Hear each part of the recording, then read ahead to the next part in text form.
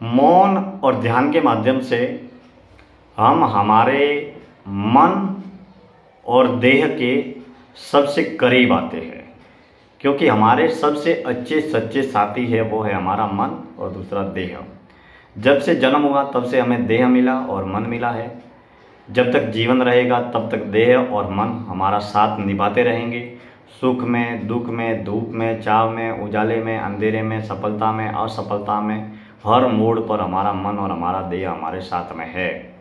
और जब तक हम मर नहीं जाते, जब तक बुढ़ापे में हमारी मौत नहीं हो जाती, तब तक हमारी देह और हमारा मन हमेशा हमारे साथ में रहेगा।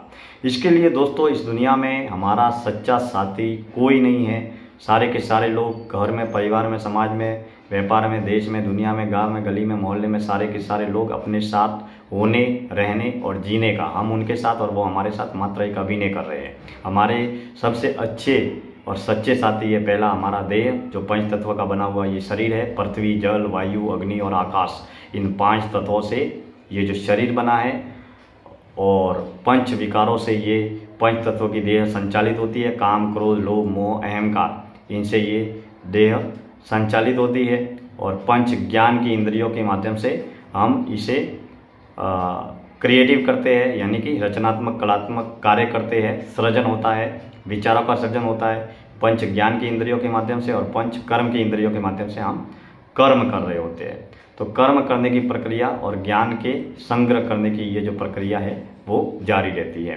अब जब हम ये विचार करते हैं कि हमारा देह और मन यही हमारे सबसे अच्छे साथी है, तो हमने गांव में बहुत सारे दोस्त बना लिए, हमने समाज में बहुत सारे दोस्त बना लिए, हम जहाँ रहते हैं वहाँ गांव, गली, पड़ोसी, मोहल्ले, सब जगह सारे के सारे दोस्त अच्छे बना लिए, बहुत सारे लोग हैं, बहुत सारे मित्र हैं।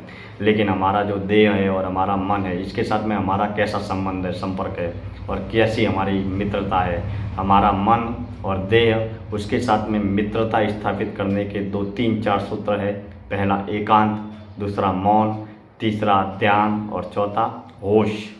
ये सारे अनमोल सूत्र है जिसके माध्यम से हम अपने जीवन में अपना कर प्रतिदिन घंटे 2 घंटे मौन रहकर, एकांत में रहकर, ध्यान साधना करके, मौन कर रहकर हम अपने विचारों को, हम अपने देह को जान सकते हैं, पहचान सकते हैं, समझ सकते हैं। जब भी हम मौन रहते हैं या ध्यान करते हैं, तब हम हमारे मन के और देह के करीब आते हैं।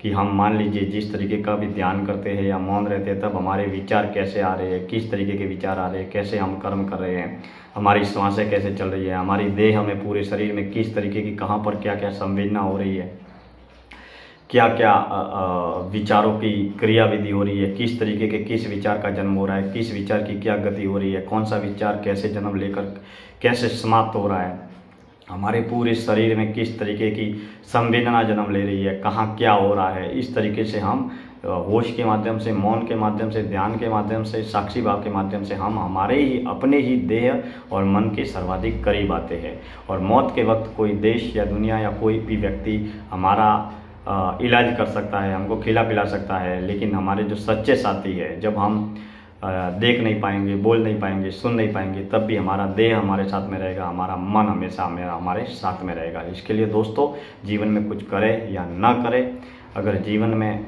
अगर हमें अपने सच्चे साथी की तलाश करनी है, तो अपने देह और अपने मन के साथ में साधना के माध्यम से, भक्ति के माध्यम से सदैव सच्ची मित्रता स्थापित करनी चाहिए। क्योंकि जन्म से हमें मन मिला है और तन मिला है, और जब भी मौत होगी तब तन भी खत्म हो जाएगा और मन भी खत्म हो जाएगा। जैसे ही देह से प्राण निकलेंगे तो तन और मन दोनों खत्म हो जाएंगे, लेकिन प्राण जो ऊर्जा है वो अगली गति करेगी।